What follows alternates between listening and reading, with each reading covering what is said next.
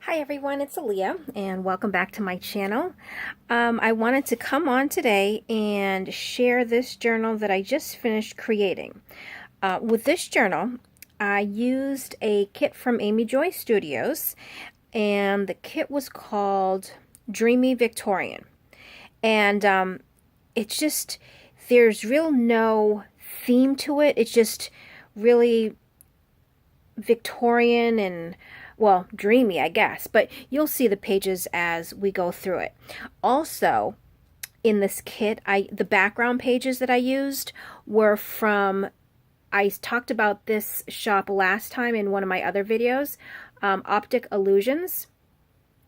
And this time I remembered to keep the little part that when I cut off, when I cut into the things, I kept it just so I would remember.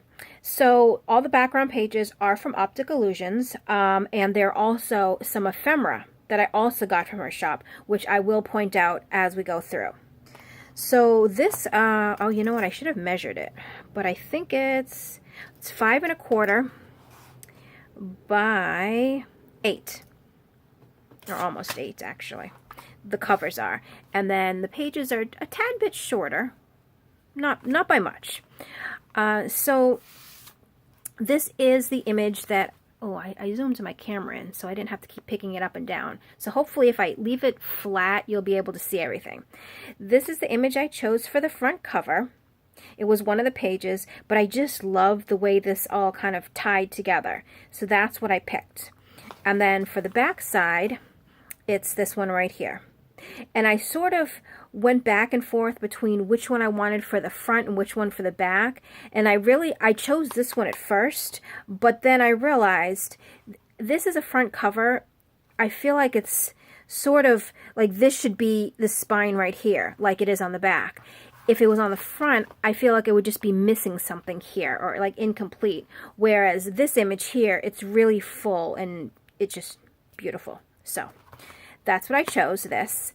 I did a sari silk ribbon closure with the eyelets right there. And then let's get in. So this is actually the same inside page / background page that I used for the last journal that I did, because I just really love this page a lot. And my last video I talked about how you see this crease here. It looks like it's an actual crease, but it's actually not. It's just part of the paper. So I have a feeling I'm going to use this paper a lot. So here is the first page. Oh, and another thing that I wanted to tell you about this journal. It is very different. Well, I shouldn't say very different, but it is slightly different than my normal journals. It only has, I think, 4 pockets. I think it's 4. We'll count as we go through. But I left it very plain.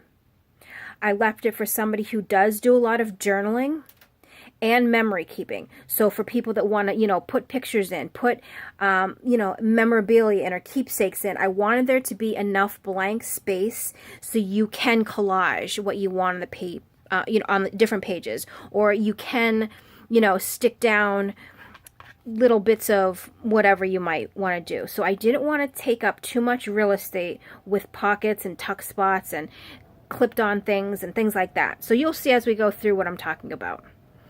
All right, so I want to use the page again here. See, that's how much I liked it. I just use it a lot.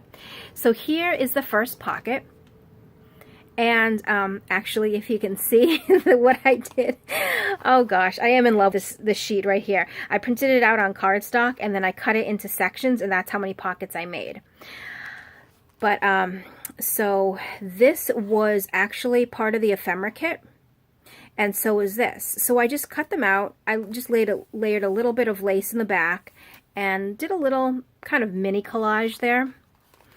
And then these 2 pieces here, these are from Optic Illusions. She had a sheet with all grungy tags, which, you know me, I absolutely loved. So I printed those out, stuck on some sari silk ribbon, and I also put a vintage button there just to give it a little character. And then these here, they are 3x3 squares, and there came, I forget how many on a page, but they all have different graphics on it, and they just tie in with this kit really, really well. So I printed those out, rounded the corners, and they're kind of like little journaling cards.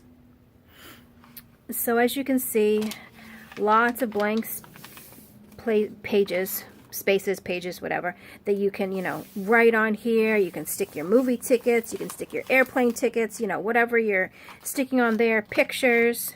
So here's another image. So beautiful. Very, very beautiful kit.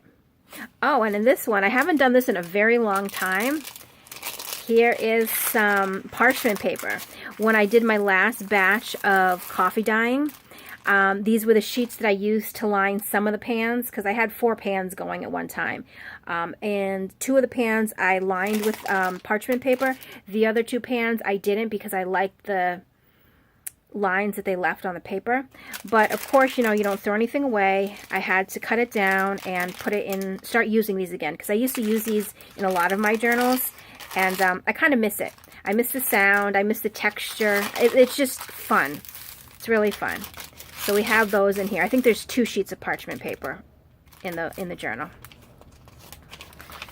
Okay, and here is another page. Actually, I should not keep pulling up and down. Oh, so here's that flower, the one that was on this very first pocket here.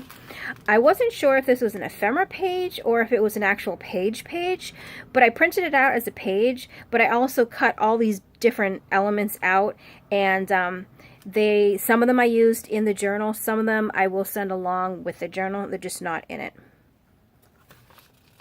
Some more of the background page. Oh, so here is the next pocket. I love this little pocket. This was actually one of these, the 3x3 cards. What I did is I just ripped around the image, inked the edge with walnut stain, had a little bit of lace that I tucked under there. Here's one of these craft banners that I got from Danny. I stuck that under there, and then of course a little vintage button. And I just like this little collage. I just like the way it came out. It's really elegant, but so simple, if you know what I mean. Like, it's just something I haven't done, but I was really liking it as I was doing it. And so this I got from that page where everything was cut out. And then this is one of the little 3x3 tiles, or cards. I'm not sure what you call them. Oops, am I in frame? And being so close, let me just see if I can, I'll go back out just a tad bit. Okay. So here's another one, another beautiful background page. Oh, and here's the other coffee dyed parchment paper. Some more of the background paper, which is gorgeous. And then here I use this again as the middle page, and these were the covers. So here is the front cover and here is the back cover. Okay, this is the other side of the parchment paper. And this one was actually one of my favorite ones. So I just did a little bit of different layering. This here was cut out from the page. This here is some coffee dyed paper that I ripped around the edge. Inked it with the walnut stain, and then this, as you can see, it's some of this left over, and I ripped around there and inked that edge. And then here there was a little piece of, when I cut this, little piece left over, so of course you never throw it away. I used it and stuck a little vintage button on top of that one. So that is that, and then this is cut out from the paper. And this is one of the grungy tags, and I put a different color button on that one.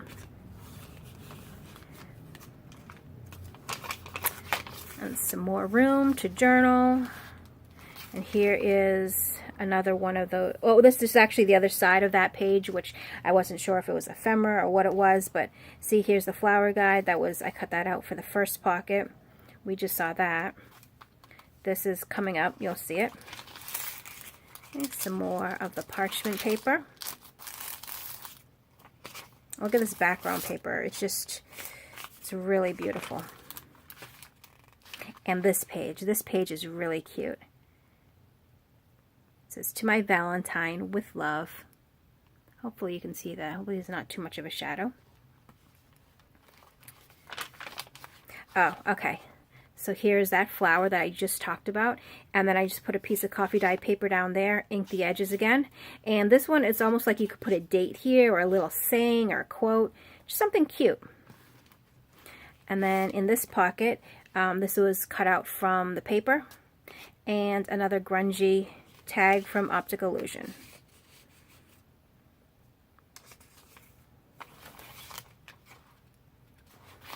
And then here's the back. And that's a really pretty image too.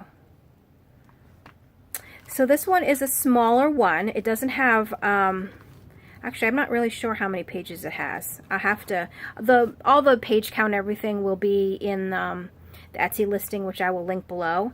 But I wanted to do something a little more sort of user-friendly, you know, just for somebody who isn't huge into junk journaling, but does want to slightly get into it. So I have the, you know, the coffee dyed pages and everything like that. There's a few tuck spots, not so many that it's overwhelming, but again, it is a junk journal, and you know, it's an introduction to junk journals, I think. And then it has the closure. So like I was saying, this will be for sale in my Etsy. I'm going to leave the link for the listing below in the description box, as well as a link to the Etsy shop where I got the pages I used, this Optic Illusions. And what else? I probably will also link to Amy Joy Studios, because she does have some really cool things that she comes up with. And you know, I'm a big fan because I use it all the time. So if you have any questions or comments, please leave them below. And as always, I thank you so much for watching my video. If you haven't subscribed, please hit the subscribe button, and then don't forget to hit the little bell so anytime I come out with a new journal to share, you'll be the first to know. So I'll see you in my next video. Bye.